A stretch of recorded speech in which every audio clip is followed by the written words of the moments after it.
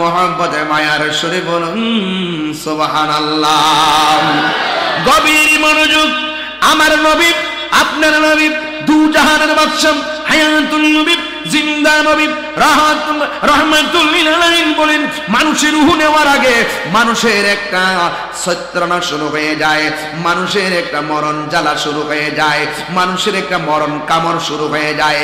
আল্লাহর হাবিব বলেন, রূহ নেওয়ার সময় বান্দার যেই কষ্ট হয়, কিন্তু রূহটা নেওয়ার আগে আজরাইলে দাও মারে দাও, এটার নাম হলো সাখরাতুল মাউত। আজরাইলে যখন পূর্ব নোয়াকান্দি ঘরের দরজার মধ্যে আইসা যখন আপনারা দাও মারব,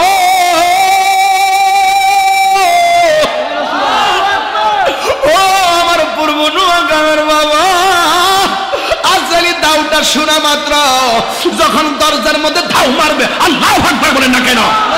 ওই আজরাইলের দাও খাইয়া মানুষের রগগুলো টাস টাস করে ছিঁড়ে যাবে, হাড্ডিগুলো টাস টাস করে কোনে যাবে, তাজা তাজা রক্তগুলো সেকেন্ডে পানি হয়ে যাবে, আর মানুষগুলো পাগলের মতন ছায়া থাকবো, কেউ নাই, ডানে আপন বোঝার ক্ষমতা নাই, বামে মানুষ বোঝার ক্ষমতা নাই।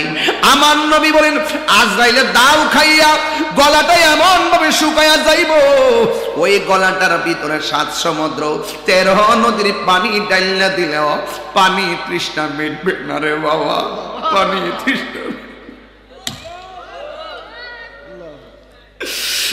যুবক ভাইরা আমার কি দিয়ে ওয়াজ বুঝাইতাম? যার মরণটা ভালো তার কবরটা ভালো, কথা বলেন ঠিক কিনা? যার কবরটা ভালো তার হাসরটা ভালো, কথা বলেন ঠিক কিনা? এই জন্য আমার নবী, আপনার নবী রাহমাতুল লিল আলামিন বলতেছেন, আজরাইলের দাও খায়া রূহটা একবার নেওয়ার আগে শরীরটারে তছনছ বানায়া ফেলাইব। বন্ধুরে, বন্ধুরে, হ্যাঁ বন্ধু, গভীর রজনীতে আমি কি আর ওয়াজ করতাম। এবার আমার নবী, আপনার নবী বলেন, আজরাইলে যখন রূহটারে ধরব, ঘরের মানুষ বুঝতে পারবে না, রংমহলে থাকবারে বন্ধু, পালঙ্কে শুইয়া কোন সন্ধানে মন চূড়া ঢুকিবে আসিয়া, দুয়ারে প্রহরী তৈয়া প্রবেশ করলো কেমনে, আর কি দেখা হবে রে পূর্ব নোয়াগাঁও জীবনে। এমন হতে পারে আজকের মাহফিল আমার জন্য জীবনের শেষ মাহফিল হয়ে যাইতে পারে। ও বন্ধু, নিঃশ্বাসের কোনো বিশ্বাস নাই। এমন অনেক মানুষ মসজিদে নামাজ পড়ে, ঘরে যাওয়ার পরে বুকে ব্যথা উঠটা মারা যায়। এমন অনেক মানুষ দোকানের মধ্যে চা পান করে ঘরের ভিতরে যাইয়া পয়রা মারা যায়। এমন বহুত মানুষ বিদেশ যায় টাকা রুজি করতে, বিল্ডিং থেকে পয়রা দুনিয়া থেকে বিদায় হয়ে বাড়িতে লাশ হইয়া ফিরে। এই জন্য যুবক, এই মাহফিলটা সাধারণ মাহফিল মনে করা যাবে না। আমি আদম থেকে শুরু করলাম, আমার বাপ আদমকে স্মরণ করাইয়া এখন একটু কবরের দিকে চলে যাবো রে বাজান। আপনারা জবান খুললে কোন কবরটা কি আসল ঘর না নকল ঘর? অনেক মানুষ দেখবেন রাতের বেলা শরীরের কাটা কাটা দিয়া পশম গোলা দাঁড়ায়া যায়। এখন বলবেন হুজুর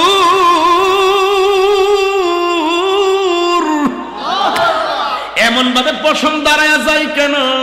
কারণ কবরের মাটি যখন আপনারা ডাক মেরে কয়, তাহিরি রে বালা ফিরে কবরে আয়, আমি কবরটা বালা জাগা না, আমল কইরা আইবা, ইমান লই আইবা, আমি মাটি তোমার সঙ্গে ভালো ব্যবহার করবো। জানুনি মাটি দিয়েই কিন্তু বানানো হয়েছে।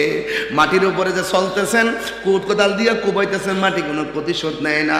বিল্ডিং করতেছেন, মাটি কোনো প্রতিশোধ নেয় না। পা দিয়া মাটির মধ্যে আঘাত করতেছেন, মাটি কোনো প্রতিশোধ নেয় না। এই জমিনে চইলা যদি আল্লাহর সঙ্গে নাফরমানি করো, আমার নবী, আপনার নবী বলেন, কবরের মধ্যে যাওয়ার পরে কবরের মাটি মানুষের সঙ্গে আচরণটা কেমন করবে শোনেন। আমার নবী বলেন, কবরের মতন এমন আযাব আমি আর কিছুই দেখি নাই। কবরের মধ্যে প্রথম আযাব কোনটা জানেননি? এই ডান পাশের মাটি এক প্রান্তে চলে যাবে, বাম পাশের মাটি আর এক প্রান্তে চলে যাবে। দেখছেননি সবার চেহারাটা নীরব হয়ে গেছে, কারণ কবরের কথাটা বড় ডেঞ্জারাস। ঘুমের ঘরে যাওয়ার সময় বলি, আল্লাহুম্মা বিসমিকা আমুতু আহিয়া, আল্লাহ তোমার নাম নিয়ে আমি ঘুমাইলাম, মরার মতন ঘুমাই গেছি, আল্লাহ তুমি আমারে জিন্দা করে দিও। এমন অনেক মানুষ আছে ঘুমের ঘরে দুনিয়া থেকে বিদায় হয়ে যায়, কথা বলেন ঠিক কিনা?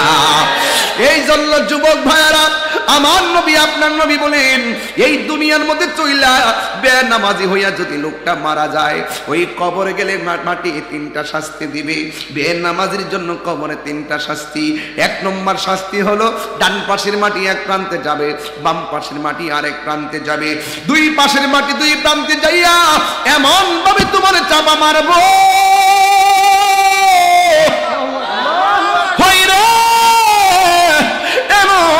চাপা মারবো একেবারে টিস্যুটা যেমনে গুড়া বানাইয়া ফালাই, ডান পাশের হাড্ডিগুলো বাম পাশের হাড্ডির ভিতরে এমন ভাবে টাস ফিরে ঢুকে যাইব, বাম পাশের হাড্ডিগুলো ডান পাশের হাড্ডির ভিতরে ঢুকে যাবে। তখন বান্দারা ডাক দিয়ে বলবে আল্লাহ আগে যদি জানতাম বেনামাজি হইয়া কবর আইলে এমন ভাবে মারবা, জীবনেও আমরা নামাজ ছাড়তাম না গো আল্লাহ। ও আল্লাহ আরেকটা সুযোগ দাও, দুনিয়ায় যায় নামাজ পড়বো। আল্লাহ বলবেন না না না, সুম্মা ইলাইহি তুরজাউন, আমি আল্লাহর কাছে ফিরে আসলে মৃত্যুর মাধ্যমে আর দুনিয়ায় যাওয়ার সুযোগ নাই। ইন্না বাতশা রাব্বিকা লাশাদীদ, নিশ্চয়ই আমার আল্লাহর ধরা অনেক শক্ত। আল্লাহ ডাক দিয়ে বলে বান্দা আমি আল্লাহ তোরে কোরআন দিছি, কোরআনের মধ্যে 82 জায়গায় নামাজের কথা বলছি, তুমি নামাজ পড়ো নাই। এই কবরের ভিতরে বেনামাজের মাটি চাপা দিব। 2 নম্বর কবরের ভিতরে জাহান্নামের আগুন দেওয়া হবে। 3 নম্বর কবরের ভিতরে সাপ বিচ্ছু দেওয়া হবে। এমন আযাব ও যুবক আল্লাহ রাব্বুল আলামিন বলতেছেন ওয়া মা ইয়াস্তাবিল আহইয়া ওয়ালাল আমওয়াত, যারা দুনিয়ার মধ্যে জিন্দা আর যারা মরা এরা কোনোদিন এক হতে পারে না। ইন্নাল্লাহা ইউসমিউ মাইয়াশা, আমি আল্লাহ যার ইচ্ছা করি সে কবর আযাব দেখতে পারে। আপনারা জবান খুলি বলুন আমার নবী কবরের আযাব দেখার ক্ষমতা আছে না নাই? আরো বড় করে বলেন আছে না নাই? আমার নবী আপনার নবী একদিন গুরুস্থানের মধ্যে গেছে, ওই গুরুস্থানের মধ্যে যাইয়া দেখেন গুরুস্থানের প্রত্যেকটা কবরে মানুষ জান্নাতের গালিচায় শুয়ে রয়েছে। বড় করে বলেন না সুবহানাল্লাহ। এবার আমার নবী দেখতেছেন ওই গুরুস্থানের মধ্যে সব মানুষগুলো জান্নাতের গালিচায় ঘুমায় রয়েছে। ও বন্ধুরে বন্ধুরে ও বন্ধু, একটা কবরের মধ্যে নবী দেখতেছেন জাহান্নামের বিছানার মধ্যে ঘুমায় রয়েছে না, একবার চিল্লে চিল্লে নাচতেছে। মাশরিক থেকে মাগরিব, সীমান্ত থেকে জনু পর্যন্ত তার কান্নার আওয়াজ বাড়ি হইয়া গেছে। আমার নবী সব কবরের আযাব দেখা চোখের মুখ মুস্কি মুস্কি হাসতেছেন। আর একটা কবরের মধ্যে যখন আযাব দেখছেন আমার নবী চোখের পানি ফালায়া ফালায়া কাঁদতেছেন। সাহাবীরা আল্লাহু আকবার জোরে হবে, সাহাবীরা ডাক দিয়া কয় ইয়া রাসূলুল্লাহ নবী গো, মায়ার নবীজি আপনি সব কবর দেখে আপনি হাসলেন, একটা কবর দেখে কেন আপনি কাঁদলেন? আমার নবী ডাক দিয়ে সাহাবীরা বাজারের মধ্যে যাও, বাজারের মধ্যে যাই একটা মাইকিং করে দাও, এই গুরুস্থানের মধ্যে যাদের আপনজন শোয়াইছে তারা যেন কবরের পারে আইসা আইসা দাঁড়ায়া যায়। সব মানুষ এলান পাইয়া গুরুস্থানের মধ্যে আসছেন, কিন্তু একটা কবরের বরাবর কে আসবে? যেই কবরটা দেখা আমার নবী চোখের পানি ফালাইয়া কাঁদছে। সব সাহাবীরা তাকায়া রইছে এই কবরের বরাবর কে আসে।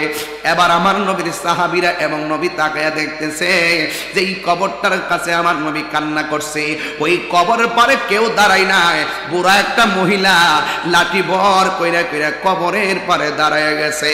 আমার নবী ডাক দিয়া কয় মা মা মা মা গো, এই কবরের পারে যে আপনি এসে দাঁড়াইলেন আপনি আমারে বলেন না গো মা, এই কবরের লাশটা আপনারা কি হয়? বুড়া মহিলাটা বলে নবী গো, এই বুড়া মহিলাটা ডাক দিয়ে নবী গো এটা অন্য কেউ না, এটা হলো আমার সন্তানের লাশের কবর। এবার ডাক দিয়ে কয় মা আপনার সন্তান কবরে কেমন আছে জানেননি? কয় আল্লাহ এবং তার রাসূল ভালো জানে। আমার নবী ডাক দিয়ে কে মা এই কবরের ভিতরে আপনার সন্তান জাহান্নামের আগুনের বিছানার মধ্যে কাতরাইতেছে, আপনি জানেননি সন্তানটা অনেক কষ্ট আছে। আপনারা জবান খুলে কন মা সন্তান কষ্ট পাইলে মা কষ্ট পায় কি পায় না? কিন্তু এখানে ভিন্ন। নবী যখন বলছেন এই কবরের ভিতরে আপনার সন্তান জাহান্নামের গালিচার মধ্যে চিল্লাইতেছে। এই কথা শুনে মা হাসতে শুরু করছে। আমার নবী ডাক দিয়ে বলে, মা সন্তানের কষ্টের কথা শুনে আপনি কেন হাসতেছেন? এবার মহিলাটা ডাক দিয়ে, নবী গো, ও নবী, আমি আমার সন্তানটা যেই দিন পেটের মধ্যে কনসেপ্ট হয়েছে আমার মতন খুশি আর কেউ নাই। এই সন্তানটা ফুটা থেকে রক্ত, রক্ত থেকে গোশত, গোশত থেকে হাড্ডি, হাড্ডি থেকে বড়ি হওয়ার পরে আমার পেটের মধ্যে অনেক লাথি মাইরা আমার ঘুম কাইরা নিছে, চোখের পানি ফালাইয়া ফালাইয়া আমি রাত এক ছেলে শুরু থেকে ইয়া করতেছে, কিন্তু পাগলামি করতেছে, সব ওয়াজে কথা বলে। ডাক দিয়া বলে, নবী আমার সন্তানটারে পেটের মধ্যে রাখার পরে আমার সন্তান আমার লাথি মাইরা মাইরা আমার ঘুম কাইরা নিছে, চোখের পানি ফালাইয়া ফালাইয়া আমি রাত্রে কাটাইছি। কাউকে আমি বলি নাই, সন্তানের বাবাকেও আমি বলি নাই। সকালবেলা চোখের পানি মুইসা মুইসা আমি উঠছি। আমার সন্তান আমার পেটে থাকা অবস্থায় খাইতে গেছি, পেটে লাথি মারছে। আমার ছেলে আমার খাবারে রুচি কাইরা নিছে, কাউকে আমি বলি নাই। সন্তান লাথি মারছে, ব্যথা করে, আমি সবাইরে বলছি আমার মুখের মধ্যে রুচি নাই। সন্তানের কষ্টের কথা আমি কাউরে বলি নাই। যখন আমি আমার সন্তানটারে ভূমিষ্ঠের পথে গেলাম, সবাই বলছে আমি নাকি মরার মতো হয়ে গেছি। আমি আমার সন্তানকে জন্ম দিতে যাইয়া মৃত্যুর দ্বার প্রান্ত থেকে আল্লাহ আমারে ফিরাইয়া রাখছে। নবী গো, আমার সন্তানটার আমি ডান পাশে রাখলাম, প্রস্রাব করে দেওয়ার পর আমি আমার সন্তানটারে বাম পাশে নিলাম, বাম পাশ থেকে আমি বুকের উপরে রাখলাম। তিলে তিলে বছর টু বছর আমার ঘুম হারাম কইরা, আমার খাওয়ান হারাম কইরা সন্তানটারে আমি মানুষ বানাইতেছি। দিন যত যাইতেছে সন্তান পরিপূর্ণ বয়স হইতেছে, আর আমার শরীরটা দুর্বল হইতেছে। আগের মতো আমি কাজ করতে পারি না। ইয়া রাসূলুল্লাহ, নবী সন্তানটা যখন বড় হইয়া গেছে, যখন চাকরি হইয়া গেছে, আমি বৃদ্ধ হইয়া গেছি, আমি আগের মতো কাজ করতে পারি, আমি আগের মতো কাজ করতে পারি না, আগের মতো গায়ের মধ্যে শক্তি পাই না। নবী গো, ও নবী, সন্তানের জন্য আমি কত কিছু করছি, কিন্তু সন্তান প্রতিষ্ঠিত হওয়ার পরে আমার সন্তান আমার খবর নেয় না, আমার ওষুধপত্র দেয় না। একদিন না, দুই দিন না, বছরের পর বছর আমারে অনেক কষ্ট দিয়েছে। এই কষ্ট আমি বরদাস্ত করতে পারি নাই। আমার কষ্টের তীব্রতা এমন বেড়ে গেছে, আমি আমার দুঃখের কথা কাউরে না বইলা আমি আমার আল্লাহর ডাক দিয়ে বলছি, আল্লাহ আমার সন্তান আমাকে যেই ভালোবাসার কথা বলার কথা তুমি না বলছো, ইম্মা ইয়াবলুগান্না ইনদাকাল কিবারা আহাদুহুমা আও কিলাহুমা, ও আল্লাহ তুমি না বলছো মা বাপ বুড়া হয়ে গেলে গাও তার সঙ্গে ভালো ব্যবহার করতে হবে। অথচ আমি এই সন্তানটারে কুলে পিঠে মানুষ করলাম, বড় করলাম। আমি যত বয়স হয়েছে সন্তান আমার অবহেলা করেছে। আল্লাহ আমার সন্তান আমার কষ্ট দিছে, তুমিও সন্তানটারে কষ্ট দিও। আমি হাসতেছি কেন জানেননি গো নবী? আল্লাহ যে আমার ডাকটা শুনছে, আল্লাহ যে আমি পাগলনির ডাকটা শুনছে। সন্তান কষ্ট হইল আমার কোনো আপত্তি নাই, আমার আল্লাহ তো আমার ডাকটা শুনছে, এই জন্য আমি শুকরিয়া তান হাসতেছি। এবার আমার নবী ডাক দিয়ে কি, মা আপনি তো শুনছেন সন্তান কষ্টে আছে, কিন্তু চোখে তো দেখেন নাই। এবার আমার নবী উম্মতের জন্য মায়া হইয়া আমার আল্লাহর ডাক দিয়ে কি, আল্লাহ এই সন্তানটা কবরে কেমনে জ্বলতেছে, কবর উপর জায়গাটা আলোক করে দাও, যেন মহিলাটা তার সন্তানদের সরাসরি দেখতে পারে। যুবকের দল, তোমার মাকে কষ্ট দিছো, ওই মা তো কবরে চলে গেছে, তাহলে তুমি কেমনে মার কাছে মাপ চাইবা? তোমার মাকে কষ্ট দিয়ে তুমি চলে গেছো, তোমার মার কাছ থেকে কেমনে ক্ষমা চাইবা? যুবক, তাহির সামনে বইসা সারা রাত্র ওয়াজ শুনলে কাজ হবে না রে। ওই মাকে বানলে আমি তাহিরে আপনাকে ভালোবাসবো। মার যদি কষ্ট দেন, আপনার মতো সন্তান আমার দরকার নাই, আপনার মতো মুরিদ আমার দরকার নাই। কারণ মা বাবারে কষ্ট দিলে আমার আল্লাহ কষ্ট পায়, মা বাবারে ভালোবাসলে আমার আল্লাহ খুশি হয়। মা বাবা তোমার জান্নাত, মা বাবা তোমার জাহান্নাম। মা বাবার সঙ্গে যদি ভালো ব্যবহার করো, মা বাবা আল্লাহ তোমার জান্নাত দিবে। মা বাবার সঙ্গে যদি খারাপ ব্যবহার করেন, আল্লাহ আপনাকে জাহান্নাম দিবে। এই জন্য যুবক, আমার নবী হলো মুস্তাজিবুদ দাওয়া। আমার নবী আল্লাহর ডাক দিয়ে কই, আল্লাহ আমার এই উম্মতটা কবরে কেমন আযাবে আছে, দয়া করে মহিলাটা মাটার একটু দেখায়া দাও। আপনারা জবান খুলে বলুন, আমার নবীর ডাক আল্লাহ শুনে কি শুনে না? আমার নবী কবরের আযাব দেখার ক্ষমতা আছে না? না।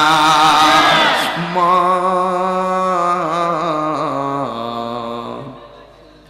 তুমি আমার